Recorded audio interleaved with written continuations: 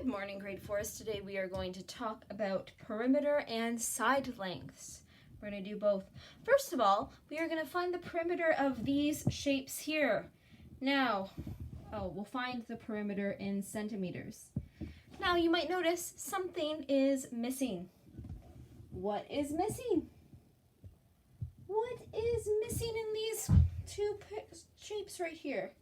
Well, both of them don't have any measurements. We don't know how long this side is or how long that side is. So when we aren't given it, we're going to have to measure that out. And in general, we're going to measure with centimeters because they're a little bit smaller and easier to work with. And in this case, the question tells us to measure as well. So over here on my square, this side is 1.5 centimeters. That means that this side is also 1.5 centimeters. And that means that these sides are also 1.5 centimeters. Make sure to measure them all because it might not be a square, but in this case it is. So all of them are 1.5 centimeters. And to find the perimeter of a square, all we do is we do P equals 4 times side. So what we could do is we could just add all 4 of them up, or we can use our formula. I'm going to use our formula because I like it better. So 4 times 1.5, I do 1.5 times 4. I treat it like a regular multiplication question. 4 times 5 gives me 20. 1 times 4 gives me 4, 5, 6. Put my decimal in because there's 1 decimal place there, so there's 1 decimal place in the answer. And I get 6 centimeters exactly. The 0 means that there's no decimals after it. It can just be considered a 6.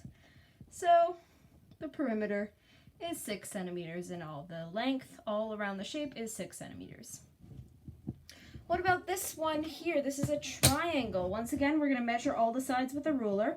So this side is 2 centimeters.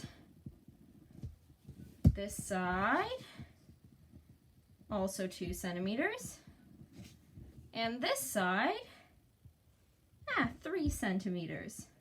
So once I've measured with my ruler, all I need to do to find the perimeter is add all of them. So I do 2 plus 3 plus 2. 2 plus 3 gives me 5 plus 2 gives me 7. So the perimeter is 7 centimeters. Don't forget those units. That's what gets you a full mark question right there. Good. Okay, now we're going to look at something a little bit different. Now, once again, we're missing some things.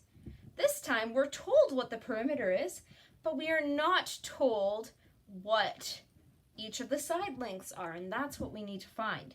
So if this is a square and we know all the way around, if we add all 4 of these sides up, we get 40 inches. How do we figure out what one side is worth? Well, we know that the same number 4 times gives us 40.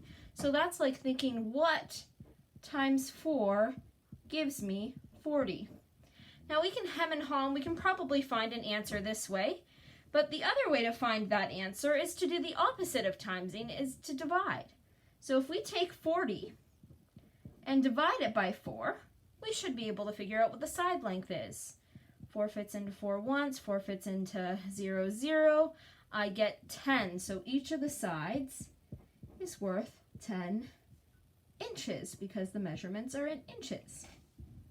So all we need to do to find the side length is divide by 4. That works for a question like this where we don't even have the square drawn.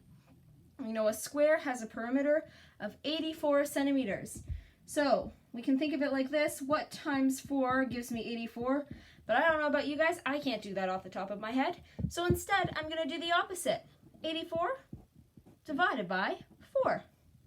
4 fits into 8 2 times. 4 times 2 is 8, no remainders. 4 fits into 4 one time, 4 times 4 is 4, no remainders again, so my answer is 21. So therefore the side of that square, if the perimeter is 84, is 21. And this one's in centimeters, so I use centimeters in my answer as well. So there we go. If you want to find the side length, divide by 4. Okay everyone, have a good day.